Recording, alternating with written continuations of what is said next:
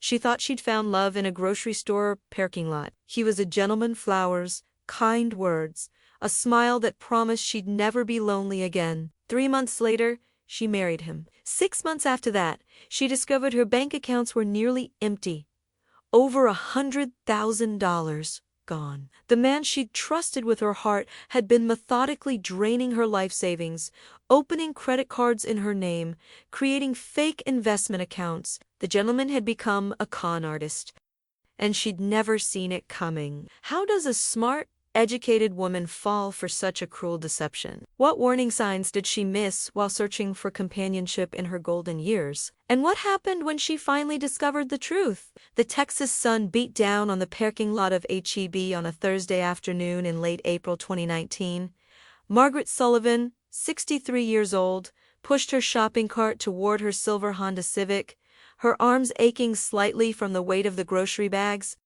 The heat shimmered off the asphalt, and she could feel sweat forming at the base of her neck despite the light cotton blouse she wore. Spring in San Antonio always arrived with a vengeance, turning mild mornings into sweltering afternoons without warning. She had just loaded the last bag into her trunk when she heard a man's voice behind her. "Ma'am, excuse me. I believe you dropped this." Margaret turned to find a tall man in his early 60s holding her reusable shopping bag, the green one with the Texas bluebonnets printed on it. He wore a pressed khaki slacks and a crisp white polo shirt, his silver hair neatly combed back. His smile reached his eyes, creating crow's feet that suggested a lifetime of laughter. "Oh my goodness," Margaret said, pressing her hand to her chest. "Thank you so much. I would have been halfway home before I realized." "Happy to help," he said, handing her the bag. His voice carried the gentle drawl of someone who'd spent their whole life in Texas. "Can't have you losing your blue. They're practically sacred around here." Margaret laughed, a genuine laugh that surprised her. She hadn't laughed like that in the 3 years since Robert died. "You're absolutely right about that. My late husband used to take me out to the hill country every spring just to see them bloom." "A man of good taste," the stranger said, his expression softening with what appeared to be genuine sympathy. "I lost my wife 2 years ago. Cancer. I know how those traditions can hurt and heal at the same time." Something in his eyes convinced Margaret of his sincerity. She'd become adept at spotting false sympathy. The neighbors, who asked how she was doing but didn't wait for an answer. The church ladies who patted her hand and changed the subject. This man seemed different. "I'm sorry for your loss," Margaret said quietly. "And I'm sorry for yours." He extended his hand. "I'm Richard Coleman, Margaret Sullivan." She shook his hand, noticing how warm and steady his grip was. "Well, Margaret Sullivan, I don't want to hold you up in this heat, but I wonder if you might like to get a cup of coffee sometime. There's a nice little place down on Broadway, Mary Lou's. They make a pecan pie that'll make you forget your troubles for at least 20 minutes.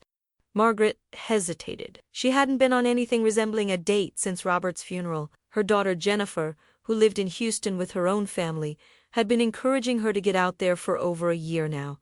But Margaret had resisted. The thought of starting over at 63 seemed exhausting, but Richard's smile was kind, and his eyes held none of the predatory eagerness she'd seen in the few men who'd approached her at church functions. He seemed genuinely lonely, just like her. "I think I'd like that," she heard herself say. "Wonderful." Richard pulled out his phone, a newer iPhone that he handled with easy familiarity. "May I get your number? I'll give you a call tomorrow, if that's all right." They exchanged numbers, and as Margaret drove home to her 3-bedroom house in Alamo Heights, she felt something she hadn't experienced in years: anticipation. The house wouldn't feel quite so empty tonight. She had something to look forward to. Her home stood on a quiet, tree-lined street where the oaks provided blessed shade from the relentless sun. She had lived here for 32 years. Raised Jennifer here, celebrated anniversaries and birthdays and ordinary Tuesday evenings with Robert here. The mortgage had been paid off 15 years ago, one of Robert's proudest achievements. He'd been an engineer at a defense contractor, methodical and careful with money, and he'd made sure Margaret would be comfortable after he was gone.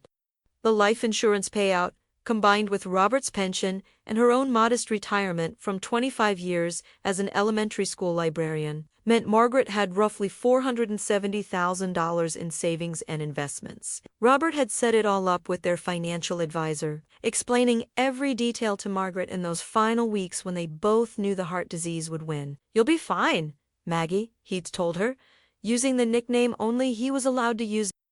"Just don't touch the principal unless it's an emergency. Live off the interest and the pendant. You'll have everything you need." She'd followed his advice perfectly for 3 years. The money sat in a mix of conservative investments and a high-yield savings account at Frost Bank, earning enough to supplement her pension and Social Security. She lived comfortably but not extravagantly, taking care of the house, visiting Jennifer twice a year, and volunteering at the San Antonio Public Library every Tuesday and Thursday. It was a good life, a safe life, a lonely life. That evening, Margaret found herself standing in front of her bedroom mirror longer than usual, studying the woman who looked back. She'd kept herself up reasonably. Well, her hair was more silver than brown now, but she kept it styled in a neat bob. She'd gained perhaps 15 pounds since Robert died, but her doctor said she was healthy. The lines around her eyes and mouth told the story of 63 years, but they weren't unkind lines. "What are you doing, Margaret?" she asked her reflection. But she already knew the answer. She was hoping, and hope, she'd learned, was both a blessing and a dangerous thing. Richard called the next afternoon, just as he'd promised. His voice over the phone was warm and friendly, asking about her day, telling her about his own morning spent volunteering at the VA hospital. He was a retired Army officer, he explained, 25 years of service, including 2 tours in Iraq during the first Gulf War. Now, he spent his time giving back to veterans who weren't as fortunate as he'd been. They met for coffee on Saturday at Mary Lou's, and the pecan pie was indeed excellent.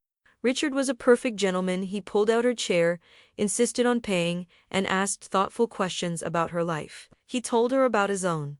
His wife Patricia had been a teacher. They'd had no children, and he'd spent the last 2 years learning how to live alone in his apartment near the medical center. "It's not the same," he said, stirring sugar into his coffee. "You build a life with someone, and then suddenly you're just adrift.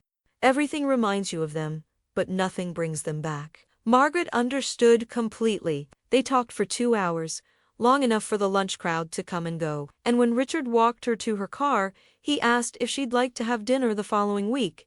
She said yes. Over the next 3 months, Richard Coleman became a fixture in Margaret's life. He was attentive without being overwhelming, calling every few days, taking her to dinner once or twice a week. He brought her flowers, bluebonnets when they were in season, then yellow roses, the state flower. He remembered details from their conversations, asked about her daughter and grandson, and shared stories about his time in the service that were humble and self-deprecating. He never pushed for physical intimacy, never made her uncomfortable. When he finally kissed her goodnight after their 8th date, it was gentle and respectful, and Margaret felt something bloom in her chest that she thought had died with Robert. By July, they were seeing each other 3 or 4 times a week. Richard had become part of her routine, and Margaret found herself thinking about him during the quiet moments of her day. Jennifer, during their weekly phone calls, seemed pleased that her mother had found companionship. "Just be careful, Mom," Jennifer had said during one conversation. "I know you're smart, but there are people out there who take advantage of lonely widows." "Richard isn't like that," Margaret had replied, perhaps a bit more defensively than necessary. "He's a retired Army officer with his own pension. He doesn't need my money." And she believed it. Richard never asked about her finances, never suggested expensive outings that might strain her budget. He was content with simple pleasures, walks along the Riverwalk, matinee movies, dinners at moderately priced restaurants. He seemed genuinely interested in her company, not her bank account. In August, Richard mentioned that his lease was up for renewal and the rent was increasing substantially. $300 more a month, he said with a rueful smile as they sat on Margaret's back porch, watching the hummingbirds at her feeder. "The housing market in San Antonio has gone crazy. I don't know if I can justify that kind of increase on my pension." Margaret's heart went out to him. She knew how tight money could be on a fixed income, even with military benefits. "What will you do?" she asked. Richard shrugged. "Find somewhere cheaper, I suppose. Maybe look out in the suburbs. It just means I won't be able to see you as often. With the drive and all?" The thought of Richard moving away created an unexpected ache in Margaret's chest. Over the past 4 months, he'd become essential to her happiness. The house didn't feel empty anymore when she knew he'd be calling or visiting. The future didn't stretch out quite so bleak and endless. "You could stay here," she heard herself say. Richard looked at her, surprise evident in his expression. "Margaret, I couldn't impose on you like that." "It's not an imposition," she said quickly. "I have 3 bedrooms and I'm rattling around in this house by myself. You could have the guest room until you find a place you like. No rent, just help with utilities. It would be nice to have company." Richard was quiet for a long moment, and Margaret worried she'd overstepped, pushed too fast, misread the relationship entirely. Then he reached over and took her hand. "Are you sure? I don't want people to talk, or for your daughter to think poorly of me." "I'm 63 years old," Margaret said firmly. "I'm past the age of worrying what people think. And Jennifer will understand. You're a good man, Richard. I trust you." Those words, "I trust you," would come back to haunt her in ways she couldn't possibly imagine on that warm August evening, with the hummingbirds darting between purple sage blooms and the man she was falling in love with holding her hand. Richard moved in 3 weeks later. The transition was seamless. Richard brought surprisingly little with Hema: few boxers of clothes, some books, his laptop, and a small television. He explained that most of his and Patricia's things had been sold or donated after she died, that he'd been living a minimalist lifestyle for the past 2 years. "Stuff just weighs you down," he said as he arranged his books on the shelf in the guest room. "I learned that in the military. Travel light, stay mobile." Margaret helped him unpack, touched by how few possessions he'd accumulated in 62 years of life. It seemed noble, somehow a man unburdened by materialism, focused on experiences and relationships rather than things. Within a week, it felt like Richard had always lived there. He was tidy almost to a fault, always cleaning up after himself, often doing Margaret's dishes before she had a chance. He took over the yard work without being asked, mowing the lawn and trimming the hedges with military precision. He fixed the leaky faucet in the guest bathroom that had been dripping for 6 months, replaced the burned-out light bulbs in the garage, and repaired the loose board on the back deck. "I like staying busy," he explained when Margaret thanked him. "Idle hands and all that." He contributed to the grocery bill without being asked, leaving cash on the kitchen counter with little notes. "For this week's HEB run," or "thanks for the delicious dinners." He was respectful of her space, never entering her bedroom without permission, never touching her mail or personal belongings. In September, Margaret's friend Carol from the library commented on how well she looked. "There's color in your cheeks again," Carol said as they reshelved books in the children's section. "This, Richard, must be good for you." "He is," Margaret admitted. "I didn't realize how lonely I'd been until I wasn't lonely anymore. When do I get to meet him?"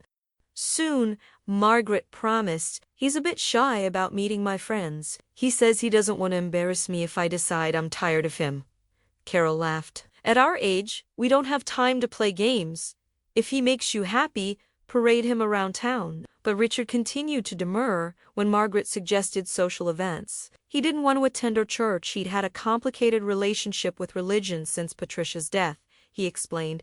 He was hesitant about meeting her book club, worried that a room full of women would make him the odd man out. When Jennifer suggested flying down from Houston to meet him during her son's fall break, Richard claimed he had a VA hospital commitment that week. "I don't want the first time I meet your daughter to be rushed," he said. "Let's wait until Thanksgiving. I'll have more time off, and we can do it right." It made sense to Margaret.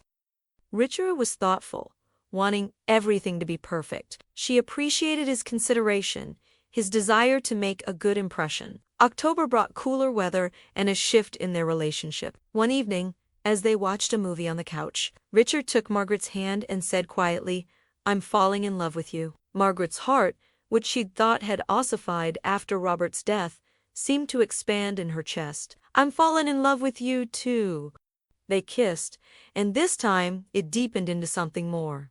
That night, Richard didn't return to the guest bedroom. The physical intimacy was different from what Margaret had known with Robert Schindler, perhaps. More tentative, both of them aware of their aging bodies and the vulnerability that came with them. But it was beautiful in its own way, and Margaret felt young again, desired again, alive again.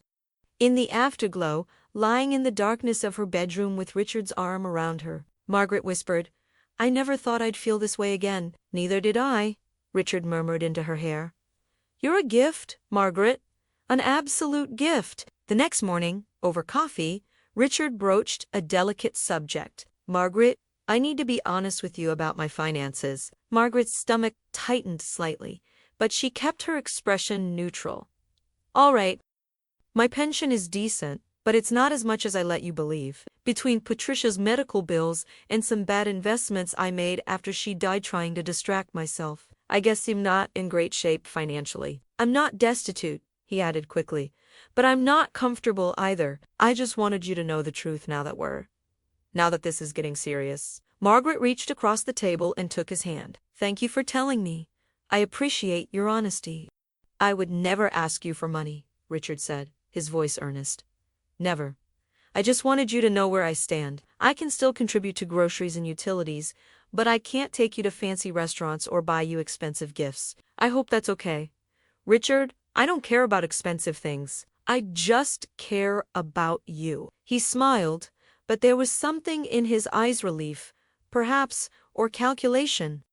Margaret couldn't quite name it, and it disappeared so quickly she wondered if she'd imagined it. As autumn progressed, small financial requests began to appear, each one reasonable and accompanied by promises of repayment. In late October, Richard mentioned that his car needed new tires, and he was a bit short until his pension check arrived. "Could you spot me $300?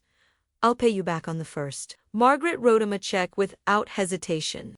$300 was nothing in the grand scheme of things, and Richard had been so helpful around the house, he paid her back on November 2nd, just as he'd promised, with an extra $20 for the inconvenience, he said. In mid-November, he needed a new prescription that his VA benefits didn't fully cover. "Just $150 until my check comes through." Again, Margaret helped. Again, Richard paid her back promptly.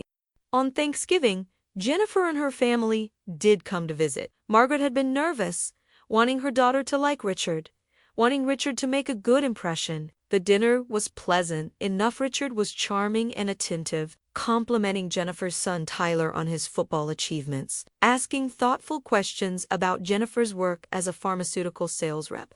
But later,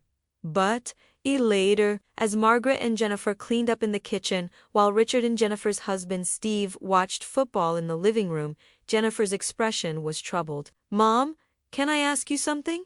"Of course, honey. How much do you really know about Richard?" Margaret felt defensive immediately. "I know he's kind and caring and makes me happy." "Isn't that enough? Have you Googled him? Checked his background? Verified his military service?" "Jennifer, for heaven's sake."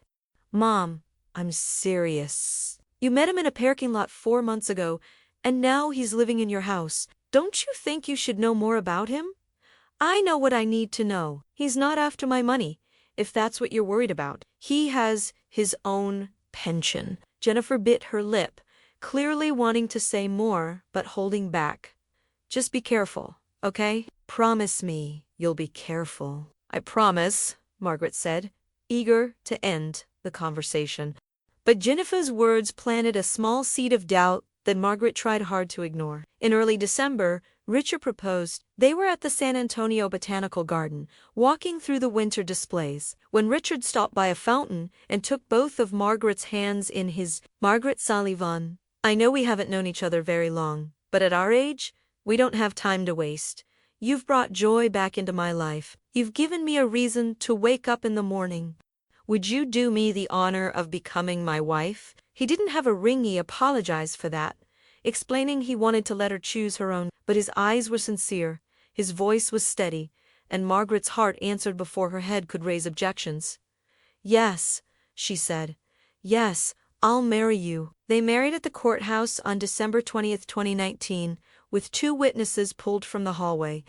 Margaret wore a simple blue dress. Richard wore the same khaki slacks and white polo he'd worn the day they met. Afterward, they had lunch at Mary Lou's, the same place they'd had their first day tan, shared a slice of pecan pie. Jennifer, when told about the marriage after the fact, was silent for a long moment on the phone. "Mom, this is so fast. I know it seems that way, but we're not kids. We know what we want. Did you get a prenup?" A prenup? Jennifer, we're both retired people with modest means. There's no need for that kind of thing. Another long silence. Then, okay, Mom. If you're happy, I'm happy for you. But please, just keep your eyes open. Margaret had bristled at the implication, but promised she would. That night, as she lay next to her new husband in the darkness, Margaret felt a contentment she hadn't experienced in years. She was no longer alone. She had a partner, a companion, someone to share her remaining years with. She didn't know that in less than 3 months she would look back on this moment and wonder how she could have been so blind. The warning signs had been there all along. She just hadn't wanted to see them. The first real warning came in January 2020, though Margaret didn't recognize it as such at the time. Richard came to her one evening as she was preparing dinner, his expression troubled. "Margaret, I need to talk to you about something serious." Her heart quickened with concern. "What is it? Are you okay?" "I'm fine, but I just got off the phone with my financial advisor, and I've got a problem. Remember those bad investments I told you about? Well, one of them is coming due, and if I don't settle it, I'm going to take a massive hit on my credit. It could affect my VA benefits, maybe even my pension." Margaret set down the wooden spoon she'd been using to stir pasta sauce. "How much do you need?" $5,000. "I know it's a lot. I have it," Margaret said immediately. "If it protects your pension, of course I can help. We're married now." "What's mine is yours." Relief flooded Richard's face. "Are you sure? I hate to ask, but I'm in a real bind here." "I'm sure. I'll transfer it from savings tomorrow." Richard pulled her into a tight embrace. "You're saving my life, Margaret. I swear I'll pay you back.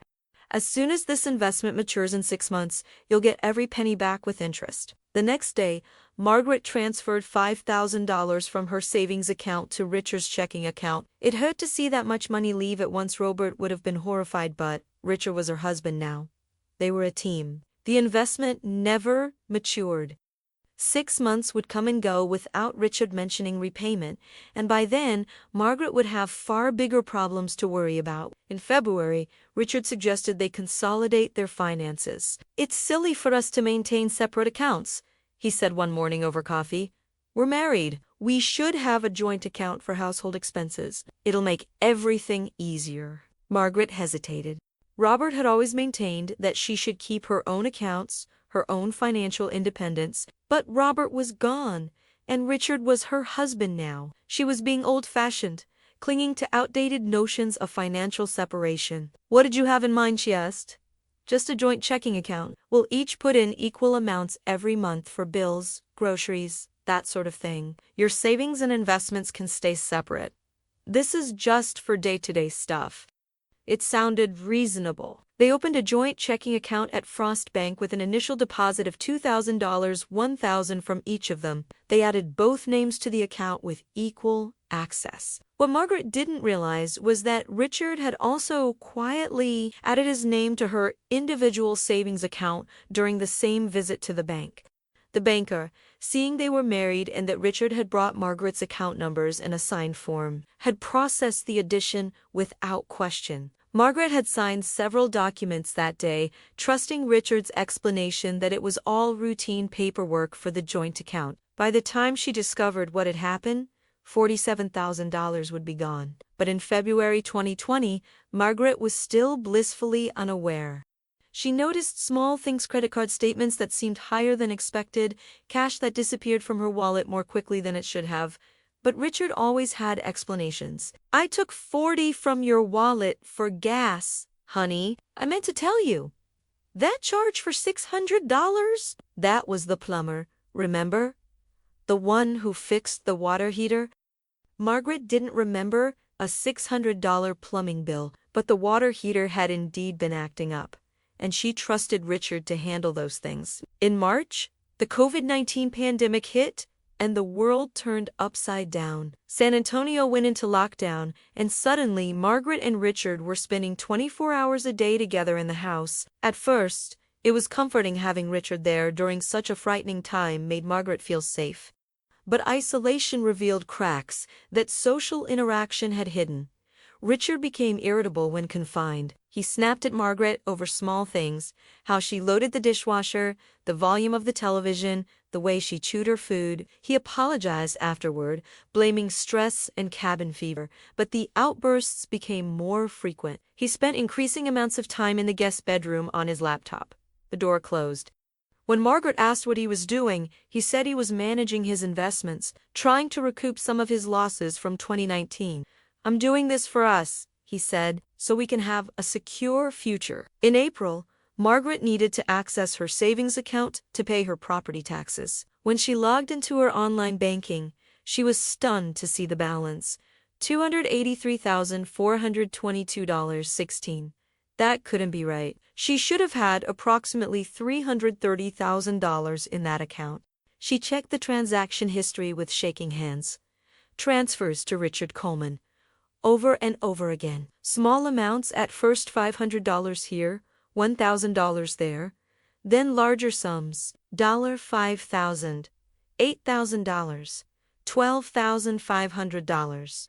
All dated from late February through mid. Margaret felt like the floor had dropped out from under her. She printed the transaction history and confronted Richard in the guest bedroom. "What is this?" Her voice was shaking, whether from fear or anger she couldn't tell. Richard looked at the papers, and his expression was genuinely confused. "Those are for the joint account. We agreed I'd manage our investments. Remember? I never agreed to this." "These are huge amounts, Richard. Where is this money going?" "It's going into safe investments," Richard said, his voice calm and reasonable. "Municipal bonds, treasury notes, things that will give us better returns than that pathetic savings account." "Margaret, you are making less than 1% interest. I'm getting us 4, sometimes 5%. This is good financial planning." "But you should have asked me." "I did ask you. In February, when we set up the joint account, you said you trusted me to handle our finances. That's what I'm doing." Margaret tried to remember the conversation. Had she said that? She must have, because Richard wouldn't lie to her. Would he? "I want to see the investment accounts," she said. "I want to see where my money is." "Our money," Richard corrected gently. "And of course, you can see them. I'll pull up the statements right now." He turned to his laptop and spent several minutes typing and clicking. Finally, he turned the screen toward Margaret, showing her what appeared to be official investment account statements with her name and Richard's name listed as co. The balances looked substantial, though not quite matching what had been withdrawn from her savings. "See? It's all right here. Perfectly safe, perfectly legal. I'm just trying to maximize our returns, Margaret. I thought you'd be happy." Margaret wanted to believe him. The alternative, that she'd married a man who was systematically stealing from her, was too horrible to contemplate. "Why didn't you tell me you were moving such large amounts?" she asked, her voice quieter now, less certain. "I didn't want to worry you during the pandemic. You've been so stressed about COVID, and I was trying to handle the financial stuff so you didn't have to think about it. I'm sorry if I overstepped. Next time I'll run everything by you first. I promise." He looked so sincere, so genuinely apologetic, that Margaret felt her anger Maybe she was overreacting. Maybe she was being paranoid, influenced by Jennifer's warnings and her own fear of losing Robert's carefully accumulated savings. "Okay," she said finally. "But from now on, you ask me before moving more than $1,000. Agreed?" "Agreed," Richard said, pulling her into a hug. "I'm sorry I scared you, honey. I was just trying to help." That night, lying awake while Richard slept beside her, Margaret couldn't shake a feeling of unease. Something about those investment statements had seemed off, but she couldn't put her finger on what. The website had looked professional, the numbers had been there in black and white.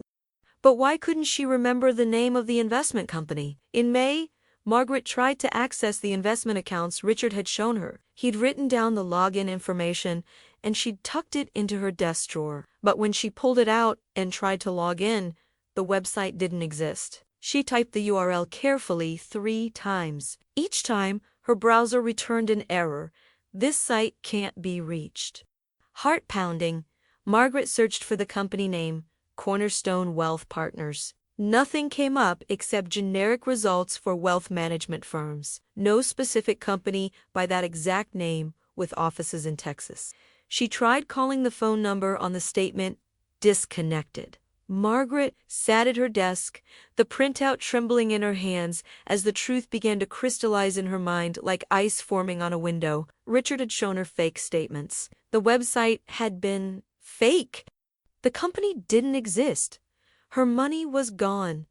All of it. When she confronted Richard this time, his demeanor changed entirely. The gentle, apologetic husband disappeared, replaced by someone cold and calculating. "You don't know what you're talking about," he said flatly.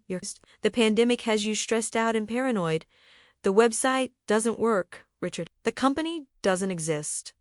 "Of course it exists. You probably just typed the URL wrong." "You're not exactly tech-savvy, Margaret." "Then show me. Right now. Pull it up on your computer. I don't have to prove anything to you." "You're being hysterical." Hysterical. The word hit Margaret like a slap. Robert had never called her that, not once in 35 years of marriage. "I want my money back," she said, fighting to keep her voice steady. "It's our money, and it's invested. You can't just pull it out without penalties. Do you want to lose thousands of dollars in fees? Is that what you want?" "I want to see a real statement from a real investment company." Richard stood up, his face flushing with anger. "You know what your problem is? You don't trust me. After everything I've done for you, all the care I've shown you, you're treating me like a criminal. Maybe Jennifer was right about you, you're just a bitter old woman who's afraid to let anyone close." The cruelty of it took Margaret's breath away. "Richard, I'm going for a drive. I need to cool off before I say something I'll regret." He grabbed his keys and left, slamming the door hard enough to rattle the windows. Margaret sank into a chair, her whole body shaking. In the space of 5 minutes, her marriage had revealed itself to be a lie. Richard wasn't the gentleman she'd fallen in love with. That man had never existed. He'd been a character, a performance, designed to separate her from her money, and she'd let him do it. When Richard returned 3 hours later, he was apologetic again, bearing flowers and Chinese takeout. "I'm so sorry, honey. I was completely out of line. The stress of being cooped up, the pressure of managing our finances, it's been getting to me. But that's no excuse for how I spoke to you. Forgive me." Margaret wanted to tell him to leave, wanted to demand answers, wanted to call the police. But she was tired and confused and frightened, and part of her still hoped this was all a misunderstanding. "We need to see a real financial advisor together," she said. "Someone independent who can review our accounts." "Absolutely," Richard agreed immediately. "That's a great idea. I'll set something up as soon as the pandemic restrictions ease. In the meantime, no more moving money around without discussing it first. I promise." It was a promise he had no intention of keeping. Over the next 2 months, Margaret watched her accounts like a hawk, checking the balances online every single day. No more large transfers appeared, and she allowed herself to believe that maybe, just maybe, things would be okay. She didn't know that Richard had already moved on to credit cards. In July 2020, Margaret received a letter from a credit card company she didn't recognize. Discover Card. According to the statement, she owed $8,347.62. She'd never had a Discover Card in her life. With shaking hands, she called the customer service number. After navigating the automated system and waiting on hold for 15 minutes, she reached a representative. "I received the statement, but I don't have a card with your company," Margaret explained. "Let me check your account. Can you verify your social security number and date of birth?" Margaret provided the information, and the representative was silent for a moment. "Mrs. Coleman, I'm showing that this account was opened in March 2020, with you as the primary cardholder and Richard Coleman as an authorized user. The billing address is listed as your home address in San Antonio. I didn't open this account. I never signed anything. I'm showing an electronic signature on file from March 14, 2020. The account was opened online. Margaret's mind reeled. March was when she and Richard had been in lockdown together. He'd had access to her purse, her documents, her social security card, and driver's license. What were the charges for? She asked. Let me see. There are several cash advances, totaling about $6,000. The rest are purchases at various retailers and online merchants. Would you like me to email you a detailed statement? Yes, please, and I want to report this as fraud. The representative's tone became more sympathetic. I understand, ma'am.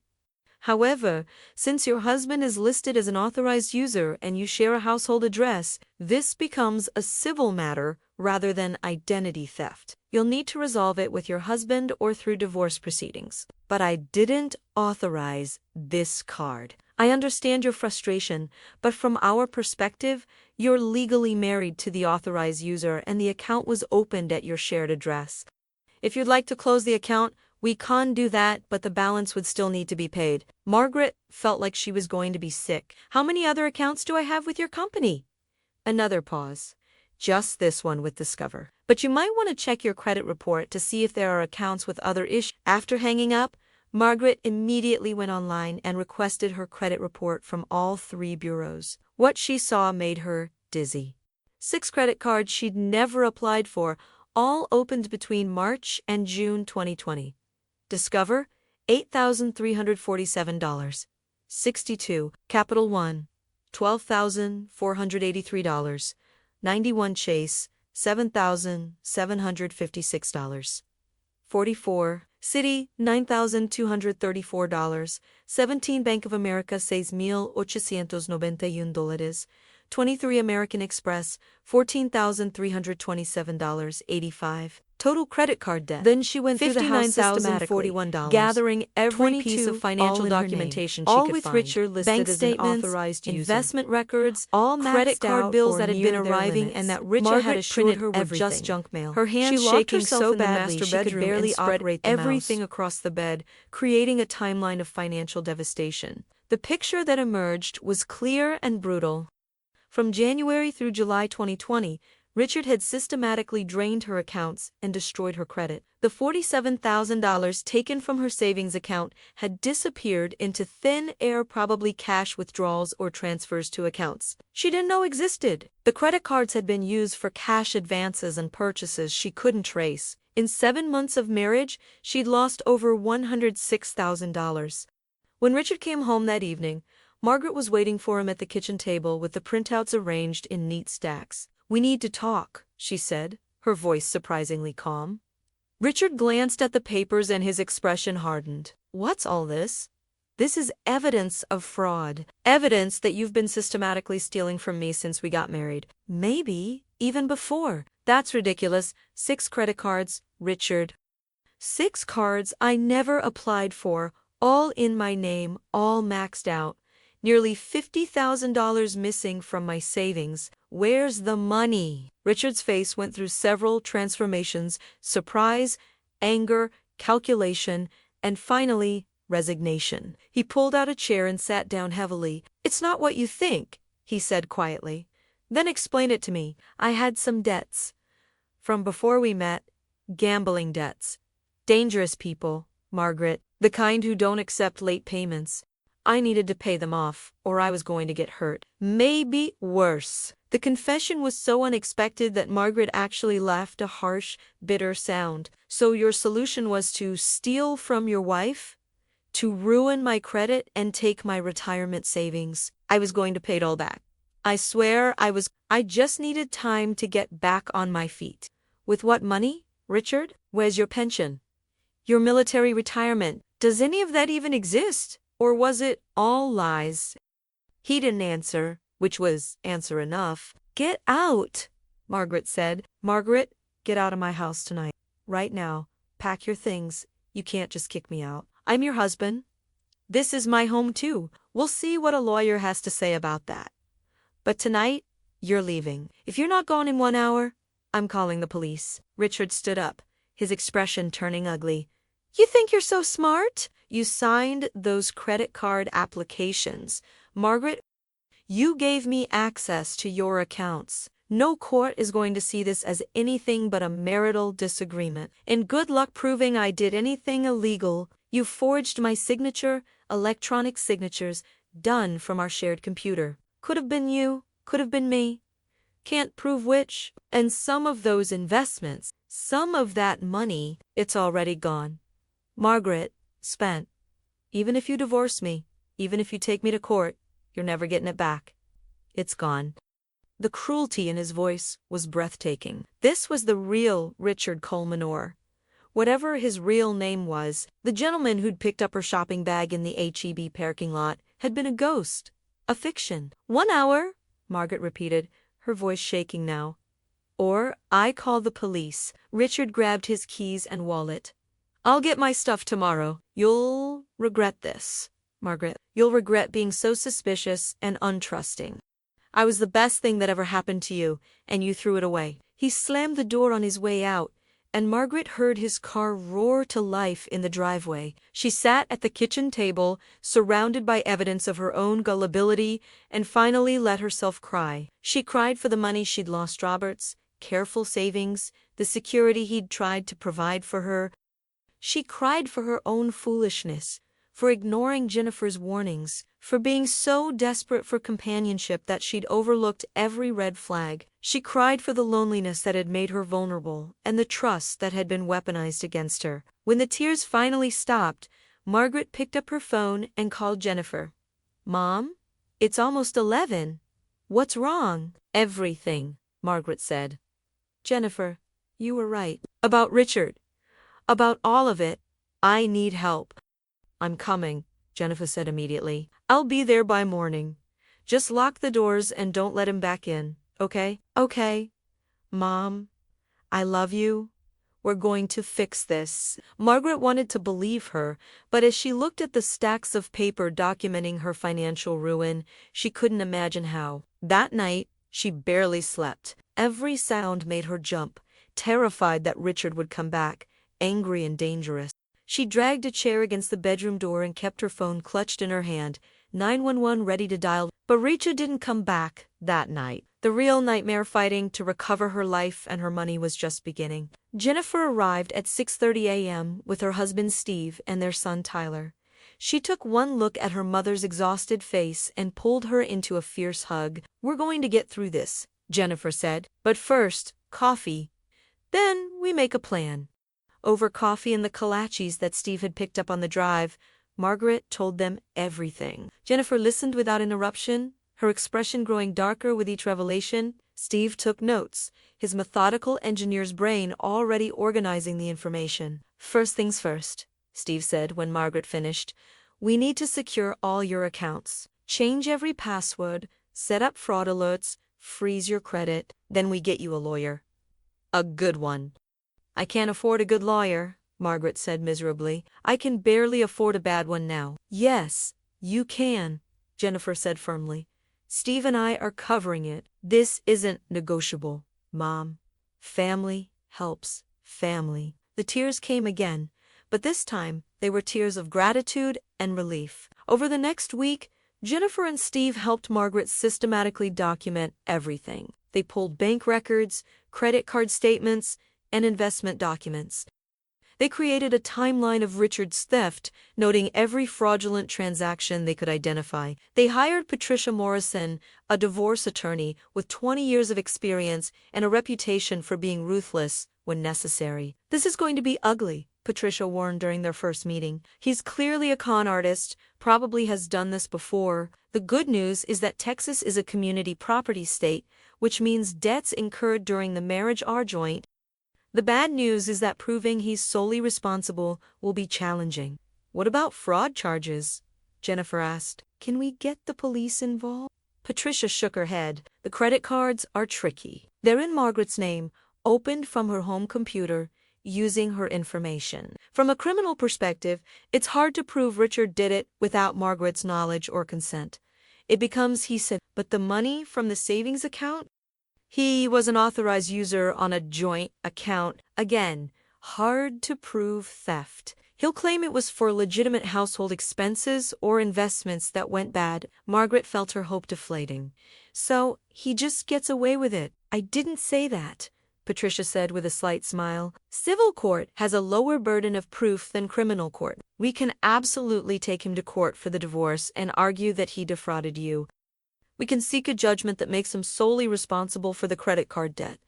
We can go after any assets he has. It won't be quick and it won't be easy, but we can fight. The divorce was filed in August 2020. Richard, served with papers at the address of a cheap motel where he'd apparently been staying, initially didn't respond. Then, 3 days before the deadline, he hired a lawyer, a cut-rate attorney who specialized in defending deadbeats and con artists.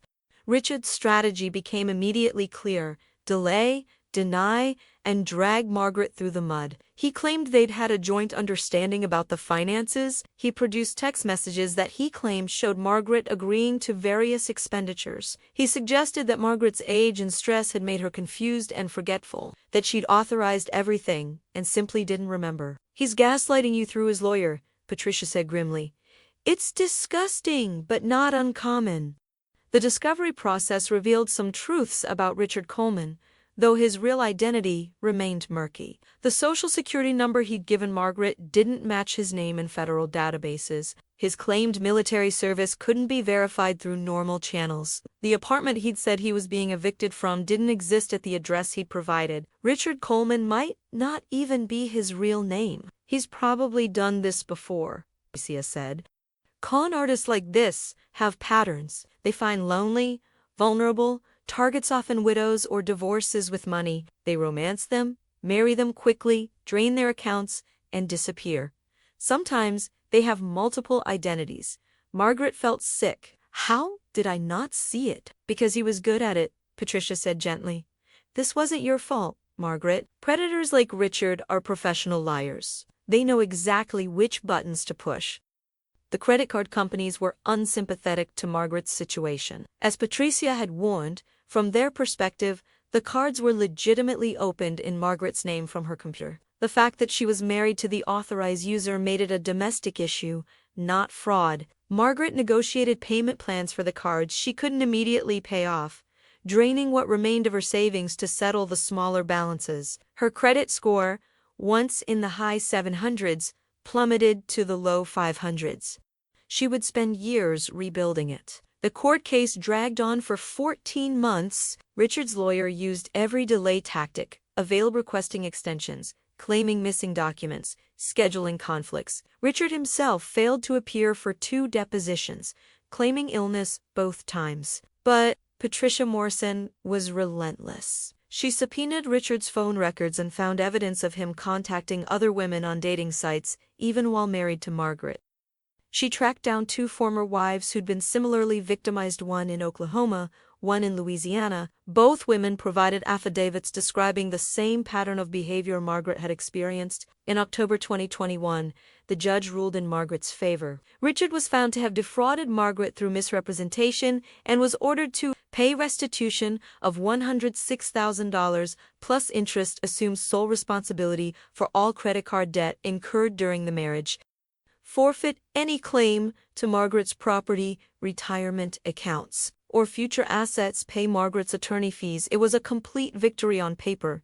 In reality, Richard had no assets to seize. He'd disappeared by the time the judgment was, leaving no forwarding address. The last anyone heard, he'd been spotted in Arizona, possibly already working on his next victim. Margaret would never see a penny of the $106,000 she'd lost. But the legal victory mattered anyway.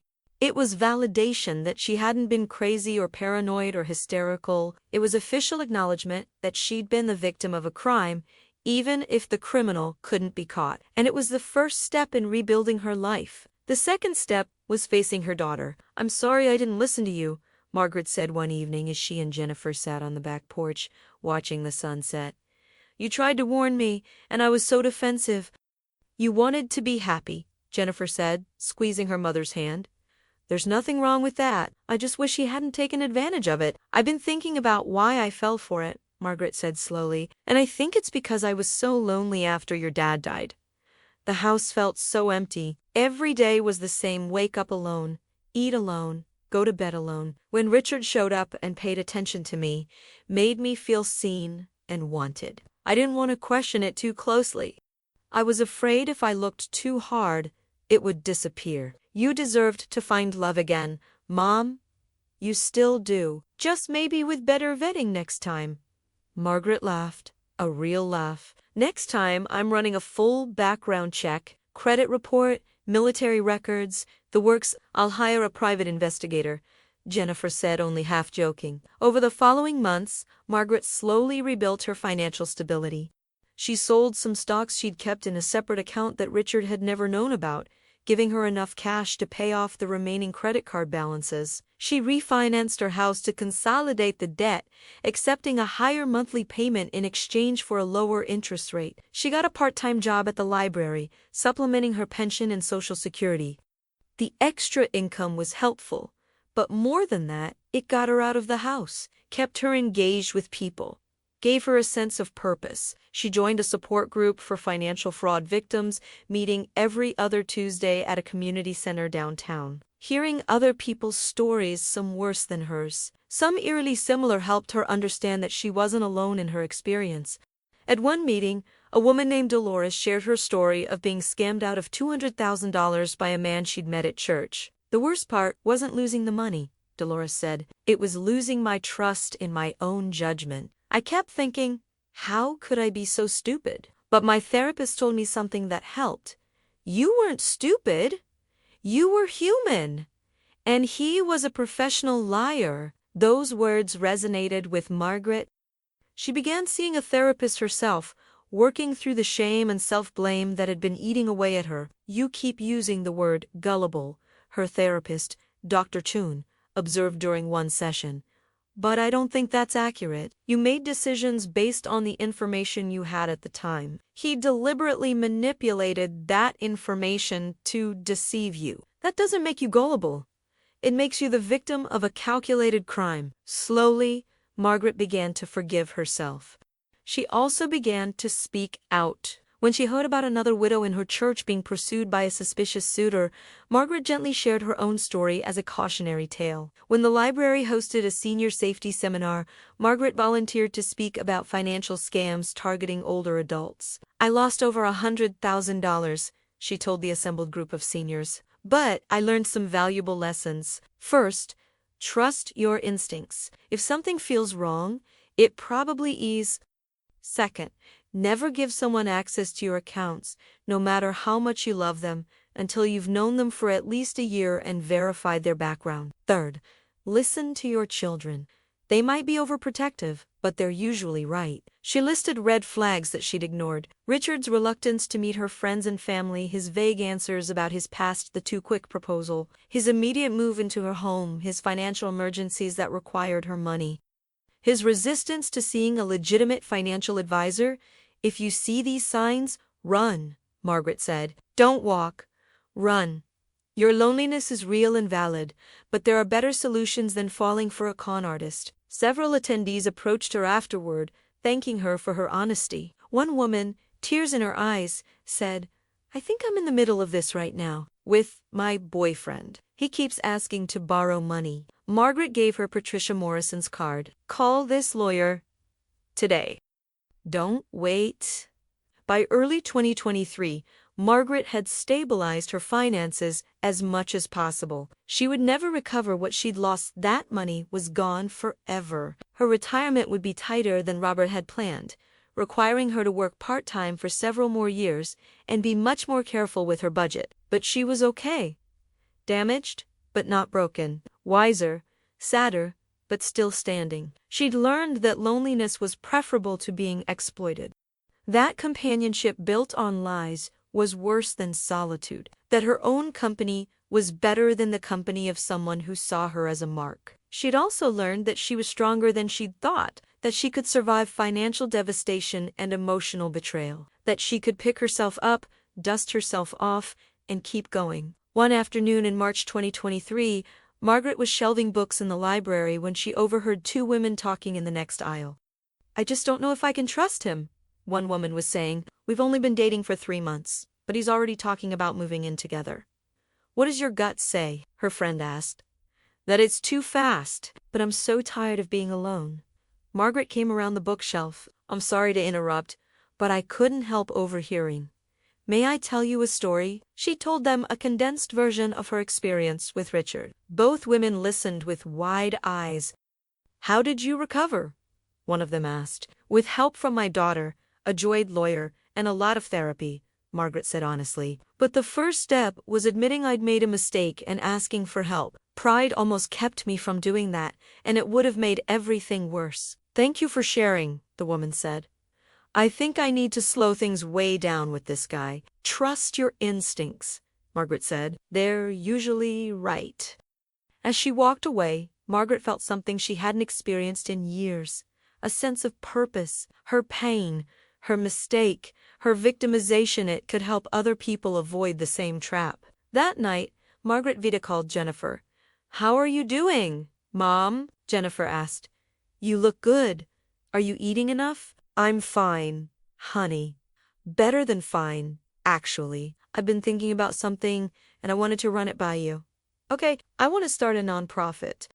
A support group and education program for seniors who've been victims of romance scams. Combine my library connections with the support group I'm already in, maybe get some local funding. Call it something like Safe Hearts or Second Chances. Jennifer's face lit up. Mom, that's a wonderful idea. Do you need help getting it started? I could use your business expertise, if you're willing. Absolutely. This is amazing, Mom. You're turning something horrible into something positive. Margaret smiled. Robert always said that the best revenge is a life well lived. I think helping other people avoid what happened to me qualifies as living well. Dad would be proud of you, Jennifer said softly. I'm proud of you. After they hung up, Margaret sat on her back porch, listening to the cicadas and watching the stars emerge in the darkening sky. The house was quiet, but it didn't feel empty anymore. It felt peaceful. She'd lost money, a lot of money. She'd lost time and trust and security, but she'd gained wisdom, resilience, and purpose. Richard Coleman, or whatever his real name was, had taken her savings, but he hadn't taken her spirit. He hadn't destroyed her capacity for hope or connection or growth. She was 66 years old, and she was starting over. It wasn't the retirement Robert had planned for her, but it was hers, authentic and hard-won, and that, Margaret decided, was enough. The Texas sky stretched overhead, vast and star-filled, full of possibilities. Margaret took a deep breath of the warm night air and smiled. She was going to be okay. Better than okay? She was going to help make sure other people were okay too, and maybe that was the best ending she could have asked for.